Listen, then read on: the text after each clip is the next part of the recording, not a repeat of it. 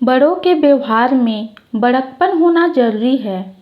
सीमा और रीता, बड़ी दीदी कुछ दिनों के लिए आ रही है। तुम तो उनकी आदतें जानती ही हो, तो थोड़ा ध्यान रखना। कमला जी ने अपनी दोनों बहुओं को शाम को चाय पीते हुए सूचना दी।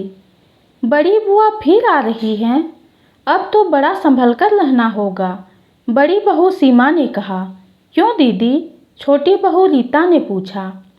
रीता रानी, असली सास कैसी होती है वह तुम्हें अब ही पता चलेगा, सीमा ने कहा। सीमा, कमला जी ने बीच में ही टोकते हुए कहा। अपने से बड़ों के लिए ऐसा नहीं बोलते। अपनी देवरानी को क्यों डरा रही हो? मम्मी जी, डरा नहीं रही, बस सतर्क कर रही हूँ, सीमा ने कहा। सीमा, दीदी तो शुरू से ही ऐसी ही है। जब तक इधर की बात उधर न करे उनका खाना ही नहीं पचता। सास बहू जेठानी देवरानी के मध्य जहर घोलना उनका काम रहा है, कमला ने ना चाहते हुए भी कहा। कमला का स्वयं का तो यह मानना था कि बड़ों का सम्मान उनके बड़कपन के लिए होने चाहिए। अगर बड़े अपना आचरण ऐसा रखेंगे तो फिर उनका सम्मान कैसे किया जा सकता है। लेकिन फिर भी वह अपनी बड़ी ननद का पूरा सम्मान करती थी। ऐसा ही वह अपनी बहुओं को भी सिखा रही थी। दीदी और मम्मी जी, आप दोनों जरा भी फिक्र मत करो, मैं बुआ जी की बातों में नहीं आऊँगी, रीता ने कहा। कमला की छोटी बहू रीता कामकाजी थी, वहीं बड़ी बहू सीमा ने पूरे घर की जिम्मेदारी अपने कंधों पर ले रखी थी। कमला जी की समझदारी से घर में अभी भी साझा चूल्हा था। एक दूसरे की छोटी छोटी बातों को अगर इग्नोर करना सीख लिया जाए तो जिंदगी की गाड़ी पटरी पर बड़े मज़े से दौड़ती है। कमला जी ने घर पर एक घरेलू सहायिका भी रखी हुई थी। उनका वेतन छोटी बहू रीता देती थी और घर खर्च के लिए कमला जी अपने दोनों बेटों से हर माह बराबर पैसा लेती थी। छोटी बहू रीता अगर ऑफिस से आते हुए घर के लिए कुछ सब्जी राशन आदि लेकर आती भी तो कमला जी उसके लिए उसे अलग से पैसे देती। उसका मानना है कि संयुक्त परिवार में किसी का भी शोषण नहीं होना चाहिए और ना ही किसी को अनावश्यक प्राथमिकता और महत्व मिलना चाहिए।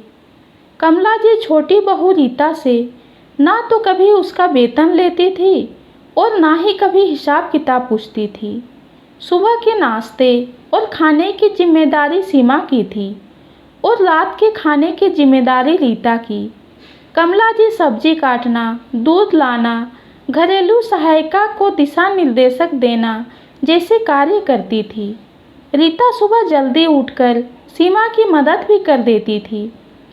सीमा के दोनों बच्चे जब पास्ता, नूडल्स आदि नाश्ते में खाना चाहते तो वह रीता ही बनाती। रीता अपनी इच्छा से कभी कभी बच्चों के लिए बाहर से भी कुछ खाने के लिए ले आती। रीता घर के काम और उसे करने वालों को पूरा सम्मान देती थी। रीता कहती कि हम घरेलू कार्य को कम मानते हैं और घर के कामों में मदद करने वालों को बहुत ही कम भुगतान करते हैं। अगर हम उन्हें उचित भुगतान करेंगे तो घर के कामों को भी पूरा महत्व मिलेगा। खैर, इस गृहस्थी के ठहरे हुए पानी में कंकड़ मारने के लिए बड़ी बुआ जी आ गई थी। दुनिया में कुछ लोग ऐसे होते हैं जो अपने दुख से नहीं, दूसरों के सुख से ज़्यादा दुखी होते हैं। बुआ जी भी ऐसे ही लोगों में शामिल थीं। बुआ जी के घर में 3 बहुएं थीं, लेकिन चूल्हे 4 जलते थे। अपने भाई के घर में ऐसी एकजुटता बुआ जी को हजम नहीं हो रही थी। सास कमला और बहू सीमा के बीच उन्होंने पहले भी आग लगाने की कोशिश की थी, लेकिन उसमें वह सफल नहीं हो पाई थी। घर की सुव्यवस्था उन्हें हजम नहीं हो रही थी। चोर चोरी से जाए लेकिन हेरा फेरी से ना जाए। बुआ जी ने मौका देखकर रीता से कहा, रीता बेटी, तुम पूरा दिन ऑफिस में काम करती हो, सुबह भी सीमा बहू की मदद करती हो और उसके बाद शाम को आते ही डिनर की तैयारी में लग जाती हो। घर की नौकरानी का वेतन भी तुम ही देती हो, और तो और अपनी सास और जेठानी के लिए उपहार भी लाती रहती हो। तो क्या हो गया बुआ जी, अपनी सास और जेठानी के नहीं लाऊंगी तो किसके लिए लाऊंगी? रीता ने कहा। मेरी बहू अगर इतना अच्छा कमाती तो मैं तो उसे घर पर एक चम्मच तक नहीं उठाने देती, फिर तुम तो नौकरानी का खर्च भी उठा रही हो। बुआ जी ने कहा। बुआ जी, खाना बनाना मुझे पसंद है। खाना बनाने से मेरे ऑफिस का तनाव कम हो जाता है। सीमा दीदी भी तो घर पर पूरा दिन काम करती रहती है, घर पर आने वाले मेहमानों की देखभाल कर लेती है। मैं एकदम बेफिक्र होकर अपना काम कर पाती हूँ। अगर परिवार में कोई थोड़ा कम ज़्यादा काम कर ले या खर्च कर ले तो क्या फ़र्क पड़ता है? मैं तो कहती हूँ कि आप भी अपने घर पर इन चीज़ों को लागू करके देखना, रीता ने कहा। रीता बेटी, मैं तो तेरे भले के लिए ही कह रही थी, बाकी मुझे किसी के घर से क्या मतलब? बुआ जी ने झिझकते हुए कहा। धन्यवाद बुआ जी, आपने मेरे लिए सोचा, लेकिन मुझे कोई परेशानी है ही नहीं, रीता ने कहा और अपने काम में लग गई। रीता के ऑफिस जाने के बाद बुआ जी सीमा के पास पहुंच गई। सीमा बेटी, पूरा दिन अकेले घर पर काम करते करते तू कितना थक जाती होगी ना? बुआ जी ने सीमा के सिर पर हाथ फेरते हुए कहा। थकान कैसी? अपने घर का काम ही तो कर रही हूँ, और अकेले कहाँ करती हूँ।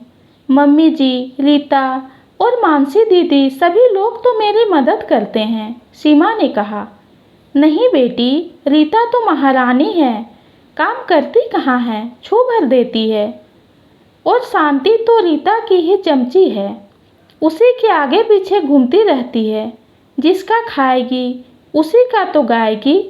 तेरी सास को तो सालों से जानती हूँ, बुआ जी ने अपने शब्दों में कुछ अतिरिक्त शक्कर घोलते हुए कहा।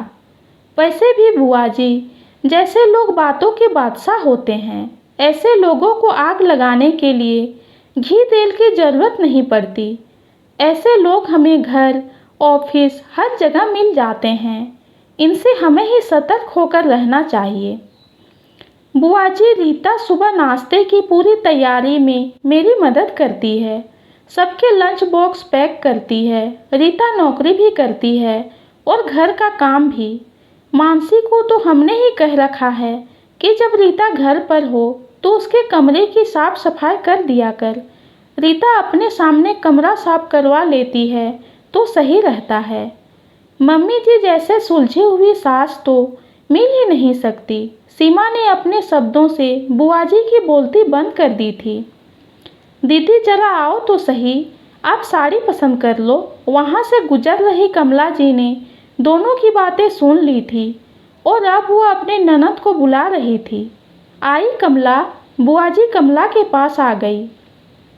दीदी, आपने अगर अपनी आदत नहीं सुधारी तो मेरे बाद आपको कोई नहीं बुलाएगा, कमला जी ने साड़ियाँ दिखाते हुए कहा। क्या मतलब है तेरा? बुआ जी ने अनजान बनते हुए पूछा। दीदी, मतलब आप समझ गई हो, हम बड़े हैं तो हमें बड़ों के जैसा व्यवहार ही करना चाहिए। हमारे व्यक्तित्व में अगर चालाकी और कुटिलता होगी तो छोटे हमारा सम्मान क्यों करेंगे? कमला जी ने दीदी की आंखों में देखकर कहा। अब तू मुझे समझाएगी? बुआ जी ने आंखें चुराते हुए कहा। आप जो भी समझो, कमला जी ने कहा और साड़ियाँ दिखाने लगी। यह कहानी आपको कैसी लगी कमेंट में ज़रूर बताइए। कहानी पसंद आती है तो चैनल को लाइक और सब्सक्राइब कीजिए। कहानी सुनने के लिए आपका बहुत बहुत धन्यवाद।